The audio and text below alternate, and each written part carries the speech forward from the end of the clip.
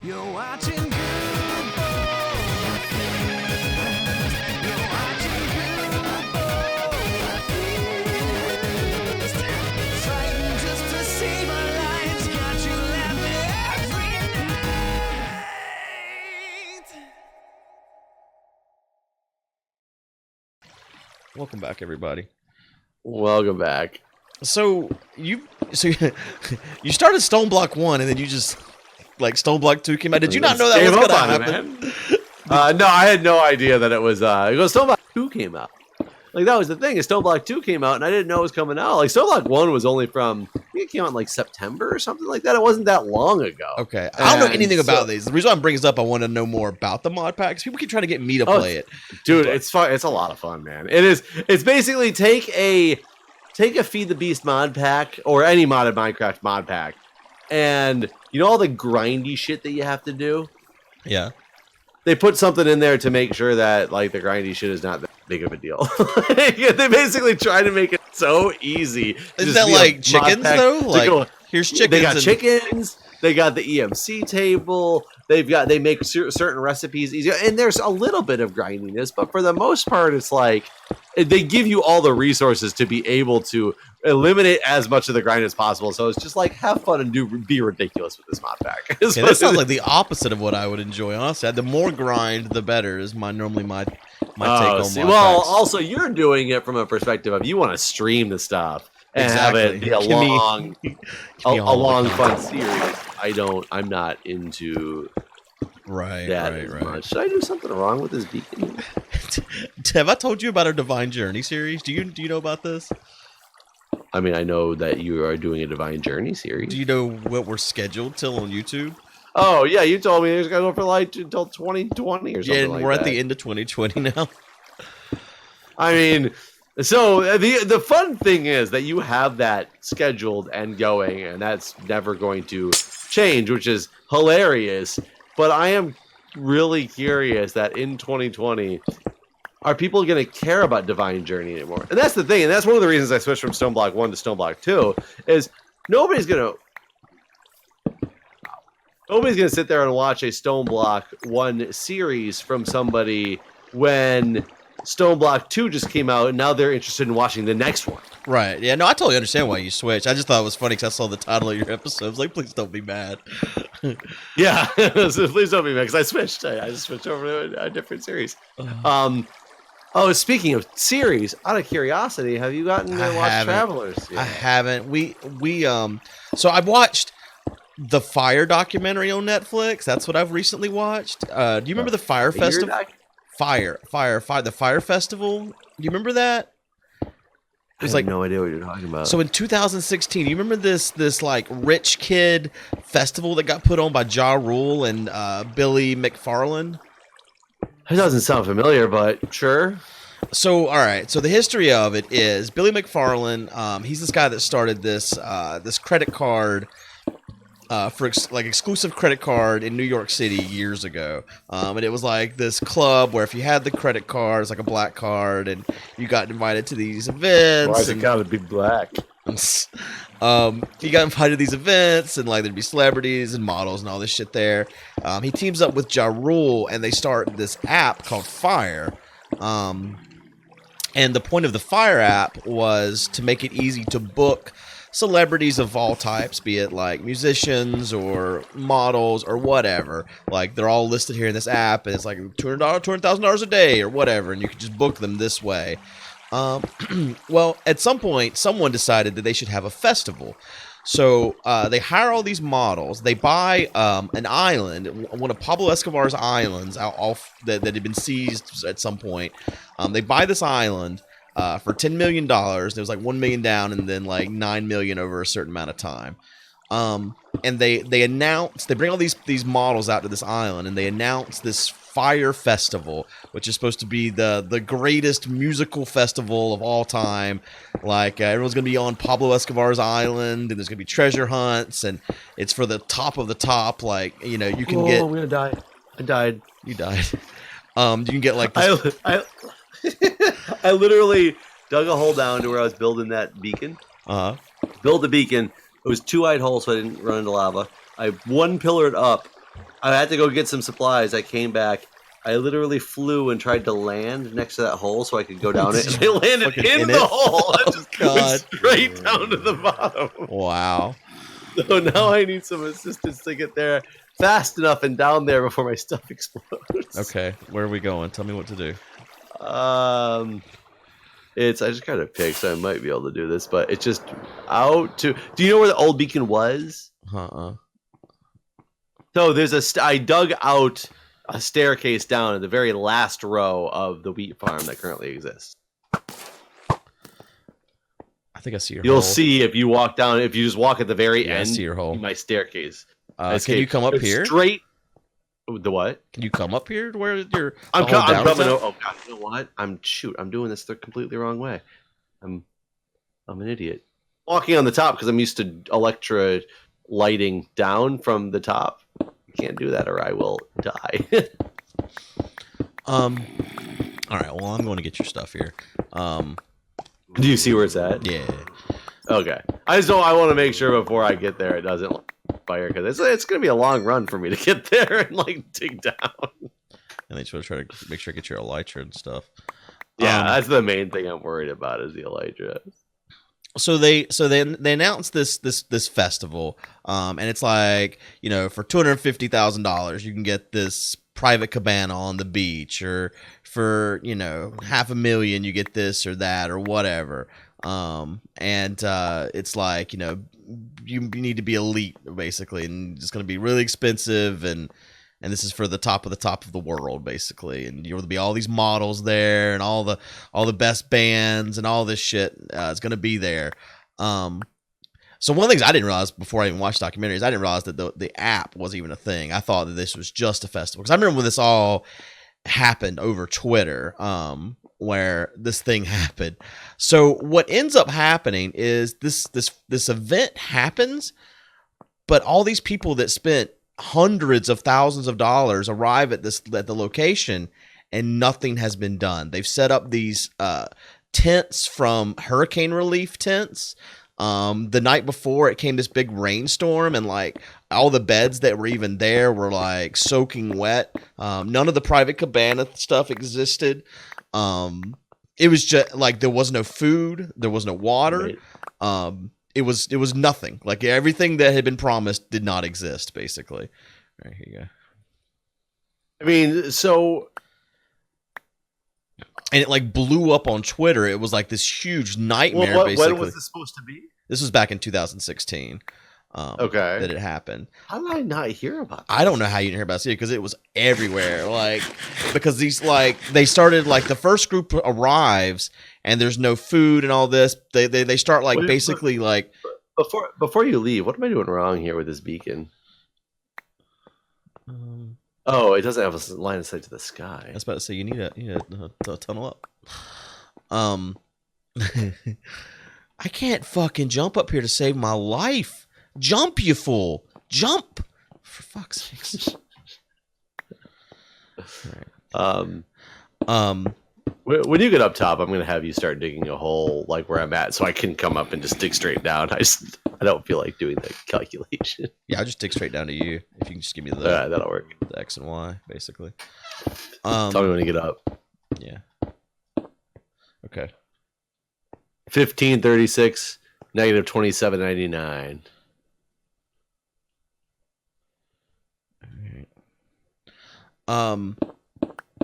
Like, so yeah, like all these people get there and there's like all this, everything is awful basically.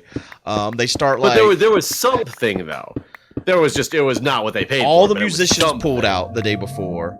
So there was no musicians, there was no food. Like, there's like tweets from it with the food they were given. They were like told they were like a few days before, like a week before, they were told they needed to buy these RFID bands and load them up with cash, because they had, like, the festival itself had run out of money, so they weren't able to get all this stuff. So they needed more money, and no one was going to give them any money. So they started asking people to load up their bands because they were going to need at least $10,000. Like, the average person loads up 3,000, but I would recommend at least 4 times that to have a good weekend. One of the tweets that come out from it, like they're because they were told there's going to be this like catered amazing meals like nothing you've ever had before. They were given cheese sandwiches.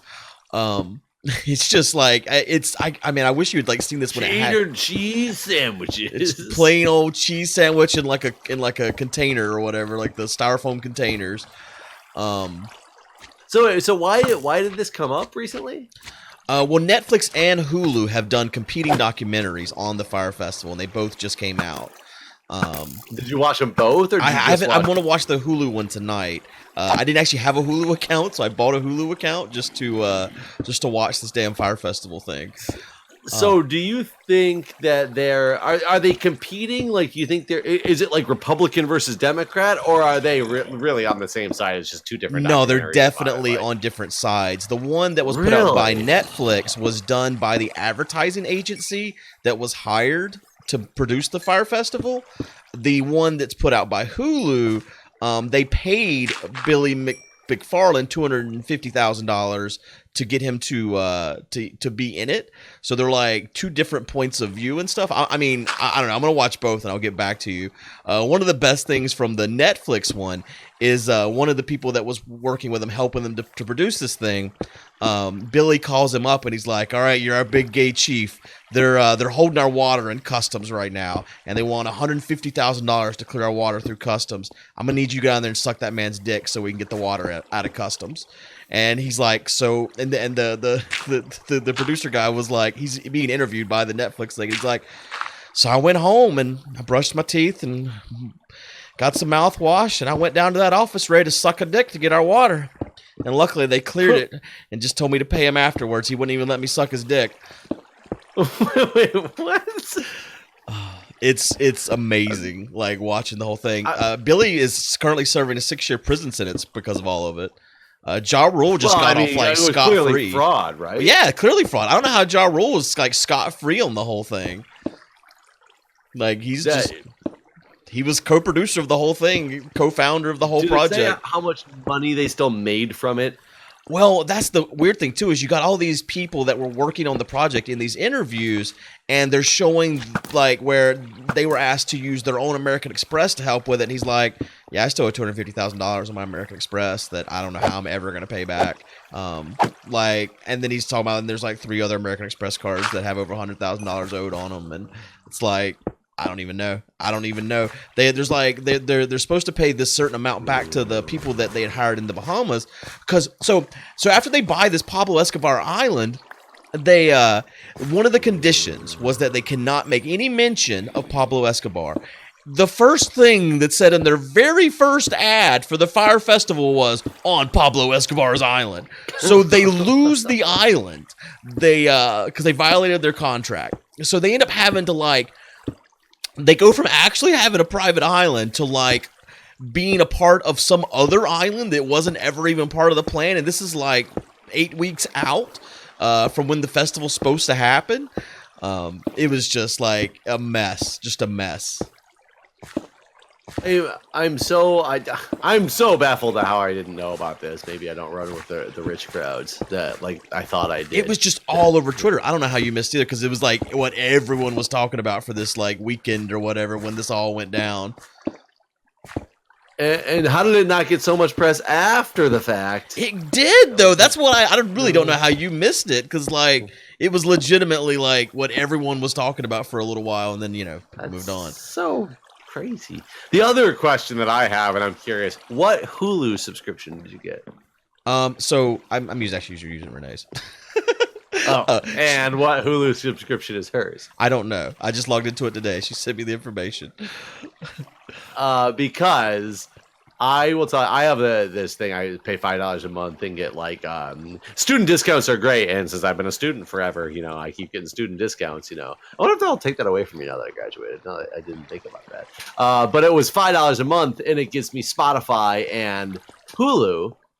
And it's the Hulu limited commercial plan. And I was like, oh, that sounds great. And I love my Spotify, so I'd keep it for the $5. Anyway, for Spotify, the Hulu limited commercial is the shittiest service I have ever dealt with in my life. What do you Watched mean? like a Family Guy episode. There's Every 5 minutes, there's a commercial. Holy shit! I didn't know they ran them during the show too. I thought it was just before and after. Nope. And I think what I've been told in a lot of comments, it's funny. I read a lot of deal websites, and whenever a Hulu limited commercial plan was live, you have a bunch of people who are like, "Oh, I've always wanted to get into Hulu," and then you'll have people who are just like, "Hulu limited commercial, worst thing ever." And then you got a bunch of people who jump in and they're like, "No, Hulu limited commercial isn't bad." For the older series, apparently it's the new series that they really commercial up like a ridiculous amount. Which Family Guy though was not like, and that's what I was watching one day when I had it. I'll be honest, I use the wife's sister's account because she pays for the no commercial plan, and that's fine. That's just like you're watching, Netflix or whatever. Right. Well, Renee's is definitely not no commercial because I loaded it up. I was going to start it today, and there was like 3 commercials before the show even started. Yeah, holy shit! It is so bad. It was during, and it was like I was watching a Family Guy, 22 minutes long, and every 5 minutes there was a like 2 or 3 minute commercial. And I will tell you, Hulu is actually kind of amazing for the way that they did this, and I'm not sure how they did this. But YouTube needs to fucking pick up the pace on this shit. It blocked the ad blocker blocked the commercial. But it still made you wait the entire time the commercial was. Yeah, I don't know why YouTube, because every fucking site does this now, except for YouTube. Except for YouTube, the one who is ad revenue money. Yeah, right? Like that's to pay. Our motto is ad revenue, but you know what? Yeah, you can watch no ads. Yeah, it's fucking terrible and stupid. I mean, but I hate ads too. So, but it does pay the bills. Well, so I'm curious to see if this sounds like a relatively new documentary. I don't know how the movies work either. I want to know after you watch the Hulu version. Yeah, I'm gonna watch it tonight. It's an hour and a half. So. I want to tally commercial time. Okay, all right, I will. Because I just want to know. I've never watched a movie on Hulu in the limited commercial plan because of the fact that I could not get through shows with the limited commercial plan, like a random TV show. Yeah, I'll let you know what I experienced. And I'm so confused why Hulu has that concept of the limited commercial, the different tiers of membership, and Netflix, isn't there only still one? I mean, I guess they used Netflix to have doesn't. I read an article today that said that based on internal studies, if Netflix started running ads, they would lose 57% of their consumer base. I find that hard to believe that they would lose that many. Doesn't Hulu speak the opposite of that clearly? Because they're like. I've never used Hulu because I knew they had ads. To be honest with you, that's why I've always been no Hulu. I heard Netflix is about to raise the subscription price. I saw articles for, and there was they were running statistics on how many percentage of the customers they think they're going to lose because they raise the subscription price. And I'll be honest, Netflix lately to me kind of sucks. Netflix has been canning all the shows that I like to watch on Netflix and not replacing it with much good stuff. Granted, you got the things like Travelers that I really want to see because it's a Netflix original or quote unquote original, as you pointed out to me. But you can't find that anywhere else. But Netflix is getting rid of a lot of the things. Like Kung Fu Panda was my son's favorite movie. It's gone. It doesn't exist on Netflix. Yeah, all that stuff is limited, right? And the Disney's cut their deal off with them because they've made their own service that is coming out. And Amazon Prime Video, amazingly, is getting more of the series that I like. Huh. The thing I hate about Amazon Prime, a lot of Amazon Prime lately. You can't Chromecast it. Oh, huh? My TV's got a built-in Chromecast, and it works fine. Chromecast? Yeah. Amazon app does not have a option. Remember, we had this discussion before. They don't sell Chromecasts on their website, but my TV is a Sony TV, and it specifically says that it's a built-in Chromecast. It says it by brand and everything, and it totally lets me down. That's what it says.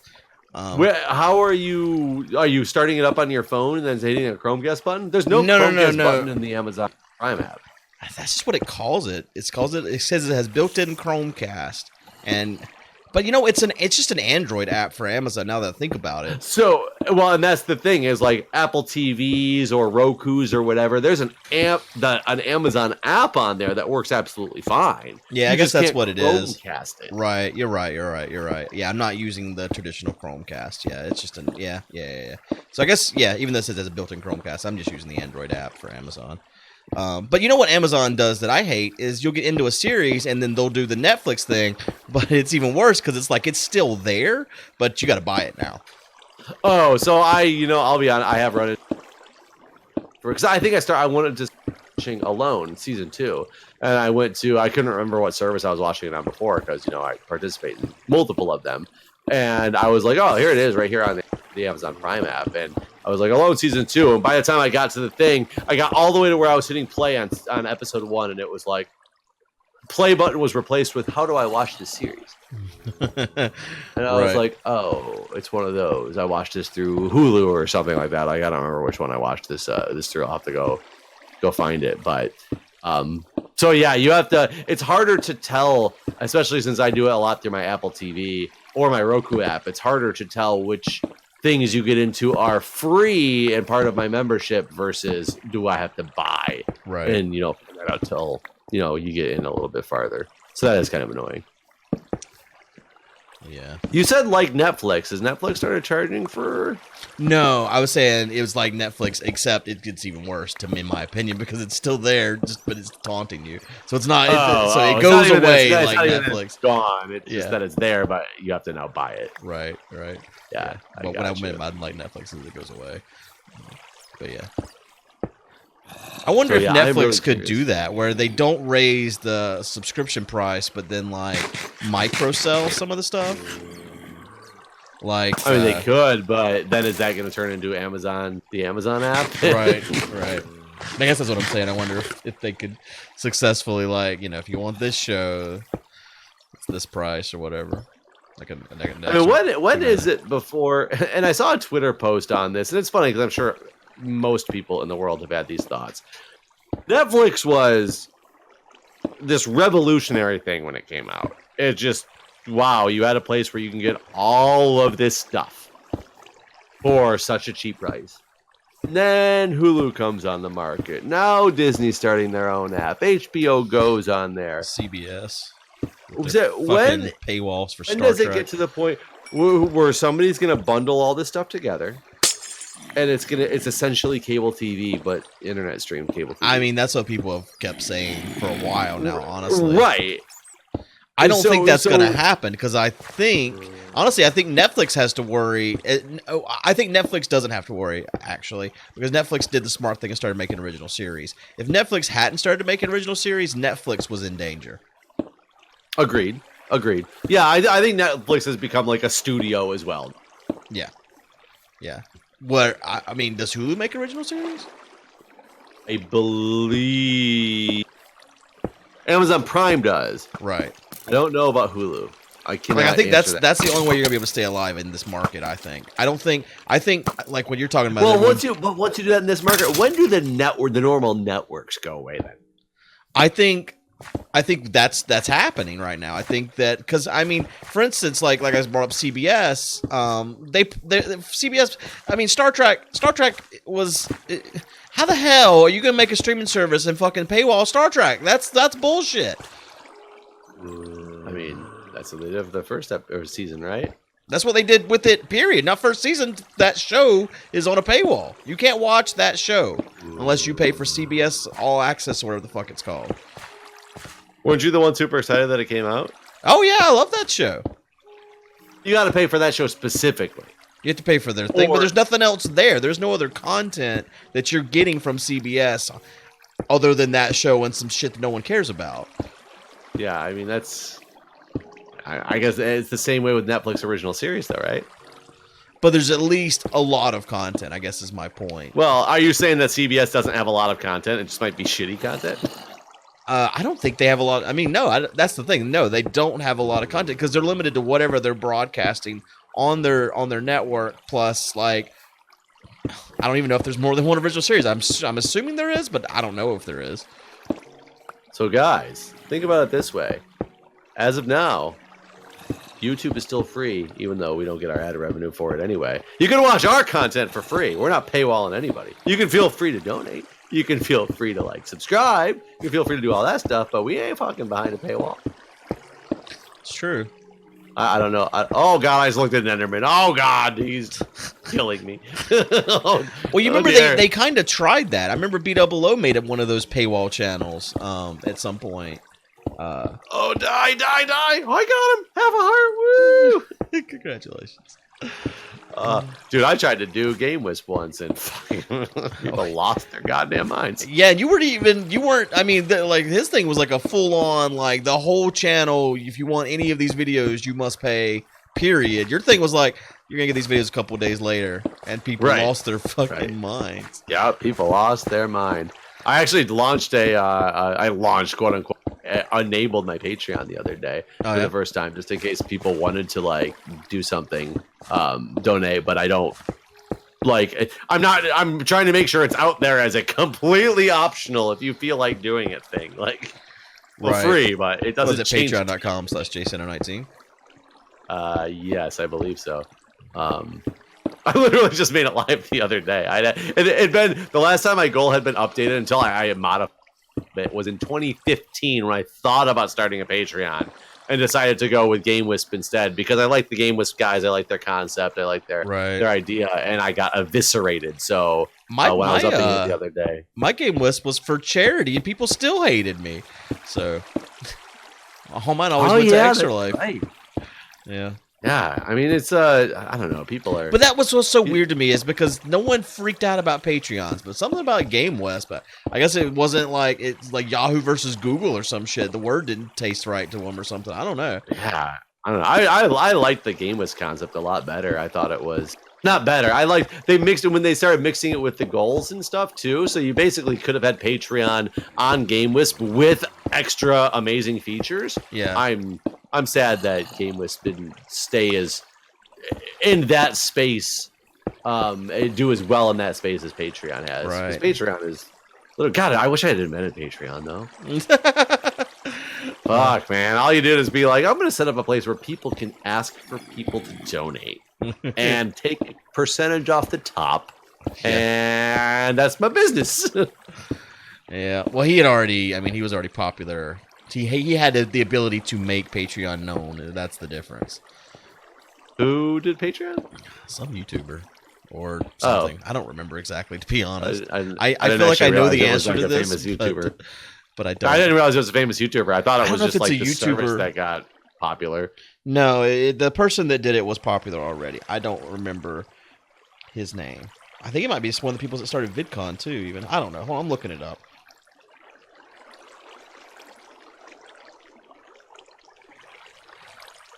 Yeah, people definitely get well, and that's the funny thing too is I'll catch some random people that I watch or whatever, and I'll go look at their Patreon and I'll be like, holy shit, like these guys are rocking it in the Patreon space, Right. Well, shit. 190 people like putting their stuff out there, and they're like a really like low key channel or whatever, and I'm like, that's pretty cool. And then it's just like you mention it once and you're like, you are an asshole of all assholes to even think that you could possibly start a Patreon or a Game Wisp. It was started by Jack Conte, who was looking for a way to make a living from his popular YouTube videos. So he was a musician. And he definitely had found a way to make a living. It wasn't from his video. It was from other people's videos. Even better. So yeah, he did have a following that allowed him to promote this product, basically. But yeah, what a fucking genius. But yeah, I mean, shit. When Beef started his, he was over like $11,000 a month when he first started. I don't know where he's at now. So me and Co's not successful. Yeah, oh, that's right. I forgot. Yeah, you guys started the whole two bananas thing. Yeah. And, it has only gone downhill in terms of like Patreons, and we're still trying to finalize the business stuff. So we've never actually taken any money out of the Patreon. So it's just sitting there on the website. Yep. See, and that I'm sure that's what's going to happen with so I can't say I'm sure that's what's going to happen with mine. Mine is there for hopefully like close fans to be able to just like get together. Right. Like it's been good in terms of I don't have a business out of it. Right. Like ours has been good in terms of like playing with our fans and that sort of stuff. But the way we went into it, we thought one thing would work and we were just way wrong. Like it was like, all right, I know you guys really wanted to do the live collabs. Like one of the goals was to get to live collab. Right, to come together. Like, and we gated all of our streams. Basically, we were like, at this level we'll do this type of content. At this level we'll do this type of content once a month. And then we were like, we didn't hit any of these goals, so we can't stream anything. We basically, since we didn't make money, we can't stream, and therefore we'll make less money. Yeah, it was less interest. It just didn't. We thought we were like real smart, like, oh, this will be so cool, and like people will get to feel like that we hit this goal, and now we're doing this thing as well, and instead we didn't hit the goals, and so now what are we gonna do? Apparently nothing, right? Yeah. Oh my god, there's like 85,000 zombies pouring out of this cave. So we after a month we totally changed it. We're like, we're just gonna do content, and if we hit the other goals, then we will do the meetups and stuff. And so, oh shit. But yeah, I mean, in terms of playing with fans, it's been good. But in terms of like being a super successful Patreon, we didn't do that. It was not there. Yeah, it amazes me what people become super successful with those donation campaigns versus